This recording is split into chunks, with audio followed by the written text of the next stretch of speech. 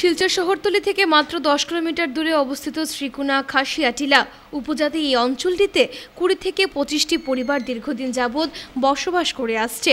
অঞ্চলটির শতাধিক ভোটাররা তাদের মূল্যবান ভোট দিয়ে বিভিন্নবার জনপ্রতিনিধিদের নির্বাচিত করলেও উন্নয়নের বিন্দুমাত্র ছোঁয়াও তাদের কপালে জোটেনি। শিলচর শহরতলির একেবারে কাছে থাকা সত্ত্বেও সরকারের বিভিন্ন সুযোগ সুবিধা থেকে বঞ্চিত খাসিয়াটিলার জনগণ বর্তমানের এই অত্যাধুনিক যুগেও অসহায় অবস্থায় দিন কাটাচ্ছেন। এই উপজাতি অধ্যুষিত এলাকার অধিকাংশ জনগণ পান ও সুপারি চাষের উপর নির্ভরশীল। মৌসুম শেষে তাদের দিনমজুরি করে নিজেদের পরিবার প্রতিপালন করতে হয়। বিদ্যুৎ, পানীয় জল ও শিক্ষাসহ স্বাস্থ্যসেবা প্রত্যেক মানুষের মৌলিক চাহিদা ও অধিকার। জনগণের এই মৌলিক অধিকার নিশ্চিত করতে সরকারও অঙ্গীকারবদ্ধ, যার দরুন সরকার কর্তৃক দেশ জুড়ে বিভিন্ন উন্নয়নমূলক প্রকল্পের কাজ শুরু করেছে। কিন্তু শ্রীকুনা খাসিয়াটিলার একাংশ জনগণ তাদের বঞ্চনার কথা তুলে ধরে সরকারকে সহায়তায় এগিয়ে আসার আবেদন করেছেন। তারা জানান, নির্বাচন আসলেই খাসিয়াটিলায় নেতা মন্ত্রীর মেলায় উৎসবের আমেজে ভরে ওঠে গোটা এলাকা, কিন্তু ভোট বৈতরণী পার হওয়ার পর কেউ তাদের মুখোশটুকু দেখাতে যায় না সেই টিলায়। জনপ্রতিনিধিদের বিভিন্ন প্রতিশ্রুতি ও আশ্বাস তাঁদের দৈনন্দিন জীবনেও ব্যবহার্য বিষয় হয়ে উঠেছে, কারণ উন্নয়নের ফুলঝুরি শুধুমাত্র নির্বাচনের সময়কালেই তাদের কাছে পুষ্পবৃষ্টির ন্যায় বয়ে আসে। আর নির্বাচন শেষে টিলার 4 কিলোমিটার পথ অতিক্রম করে সমতলে এসে বিশুদ্ধ পানীয় জল সংগ্রহ করতে হয় তাদের। শুধু তাই নয়, খাসিয়াটিলার কোনো গর্ভবতী মহিলা বা রোগীকে চ্যাংদুলা করে হাসপাতালে নিয়ে যাওয়া হয় বলেও জানিয়েছেন তারা। প্রতিবেশী এলাকাগুলোতে থাকা মানুষের ঘরে ঘরে বিদ্যুৎ সংযোগ থাকলেও খাসিয়াটিলায় বসবাসকারী মানুষকে রাতের অন্ধকারেই দিন কাটাতে হচ্ছে। বিভিন্ন সমস্যাকে দৈনন্দিন জীবনের সঙ্গী করে খাসিয়াটিলার জনগণ তাদের দুঃখ দুর্দশার কথা সংবাদ মাধ্যমের সাথে কথা বলে সরকারকে সহায়তায় এগিয়ে আসার কাতর আবেদন জানিয়েছেন তারা। ভোট না দিলে তো হইতো না, ভোট দেওয়ার লাগে। এখন ও তো এমপি কো তোমরা এমএলএ আমি তো চিনে নাই তা আমি এখন দুঃখ তো ওই তো জল, আমরা তো দুঃখ বেশি ভাবে জল, রাস্তা, কারেন্টও নাই। আমরা তো এটাই কি করি, এখন আমরা তো সোলার নিজেভাবে আমরা কিনি জ্বলাই।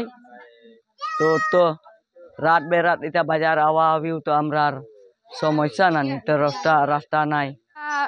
টিলার মধ্যে আমরা খাসিয়া মানুষ বাক্কা মানে 10-12 পরিবার আছি আমরা টিলার মধ্যে। এরপরে মানে আমরা টিলার মধ্যে দেখো কারেন্টও পাই না আমরা, এরপরে জলও নাই, এরপরে সমস্যা তো আপনার বিজানেই আছে, তেবু মানে আমরা কিছু পাই না। কিন্তু ভোট সময় মতো দেওয়া হয়। সবে কই ভোটের সময় যে মানে আমরা ভোট দিলে আমরা হিতা কর্ম, কিন্তু কেউ কিছু করে না।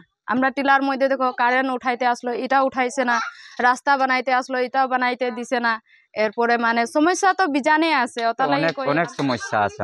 আমরা কোনো মানে ওই তো আমরা জলের প্রবলেম, আর জলের মাঝেও আমরা আনতে গেলে ও নিচে 4 কিলোমিটার যাইতে লাগে। আমরা তো অনেক কষ্ট, লেকিন জলও প্রবলেম, রাস্তাঘাটও প্রবলেম, আমরা তো হাঁটতে পারি না। যাইতেও মানে যাওয়া লাগলে আমরা কি বুকিয়া নিতে লাগে। আমরা কোনো গাড়ি উড়ি কোনো পারি লইয়া পাই না। এখন তো যাইতে লাগে, এখন ওন থেকে নামতে আর 4 কিলোমিটার নিচে রাস্তা আছে। ওন থেকে আমরা 4 কিলোমিটার যদি রাস্তা আছে, ওইটার লাগে তো আমরা তো ওন থেকে বুকিয়া নেই।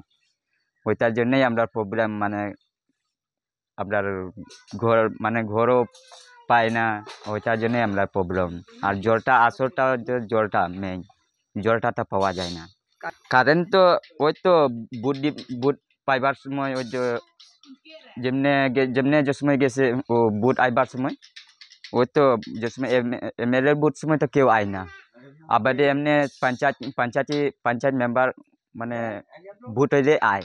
ওই তো ও আগে আমরা লিলিমা দাস আমরা তো আয়া ওইখানে আমরা মা ঘরে মারছে, কইছে যে মার পাওয়া লম্বা করিয়া ভক্তি দিছে, লেকিন তো লেকিন আমার লিগে যদি দেখবাই, আমার লিগে যদি মানে যদি ও জিতাইবাই, আমি তোমরা লেগে কারেন্ট দিমু আর বাদে জল দিমু।